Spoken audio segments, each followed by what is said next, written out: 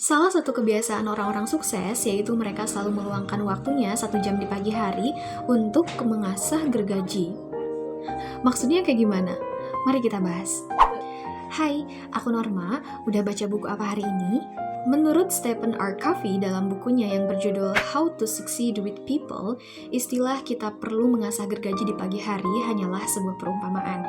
Ya layaknya gergaji, semakin gergaji itu sering diasah, maka akan semakin tajam. Dan gergaji yang tajam selalu memotong lebih cepat dan lebih baik. Begitu juga dengan diri kita, ada di dalam diri kita yang perlu diasah layaknya gergaji agar waktu kita lebih efisien dan hidup kita menjadi lebih baik. Ada 3 hal yang sangat penting yang perlu kita asah di setiap paginya, yaitu fisik, mental, dan spiritual. Kita hanya perlu meluangkan waktunya 1 jam di setiap pagi. Kita bisa melakukannya dengan metode 20-20-20, 20 menit untuk fisik, 20 menit untuk mental, dan 20 menit untuk spiritual. Cara melatih fisik, ya tentunya kita hanya perlu berolahraga agar badan kita menjadi sehat dan tidur kita menjadi lebih nyenyak. Untuk mengasah mental, bisa kita lakukan dengan cara membuat perencanaan atau jadwal skala prioritas, hal apa saja sih yang mau kita lakukan di hari itu.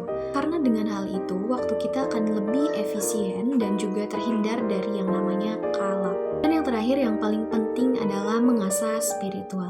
Tentunya sebagai seorang muslim, kita sudah terbiasa bangun di pagi hari dan sudah selalu melakukannya, yaitu mendekatkan diri pada Allah Subhanahu wa taala di awal pagi dengan cara sholat, berzikir, dan membaca Al-Quran. Stephen R. Covey menegaskan kalau kita menggunakan 1 jam di awal pagi dengan cara tersebut, maka kita akan lebih produktif di 23 jam sisanya.